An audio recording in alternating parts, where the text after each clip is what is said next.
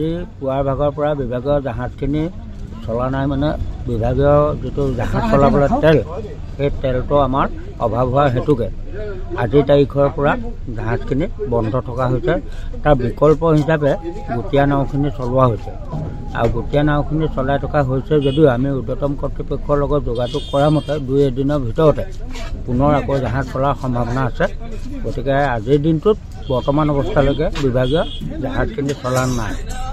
ইতিমধ্যে আপোনালোকে নিজে দেখিছে ইয়াত তেলৰ অভাৱত ফেৰী যিটো চৰকাৰী জাহাজ সেই জাহাজসমূহ চলাচল কৰিব পৰা নাই। অতি দুৰ্ভাগ্যৰ কথা। মাজুলীৰ 90% মানুহ যোৰহাটৰ লগত আমাৰ সংযোগ হয় বা যোৰহাটলৈ অহা যোৱা কৰা হয়, কিন্তু আজি সেই মানুহখিনি তেলৰ অভাৱৰ কাৰণে জাহাজ দিব পৰা নাই কাৰণে আজি ইয়াত পেচেণ্ট ৰখিব লগা হৈছে, যাব পৰা নাই। মাজুলী মানুহ যথেষ্ট কষ্টৰ সন্মুখীন হ'ব লগা হৈছে।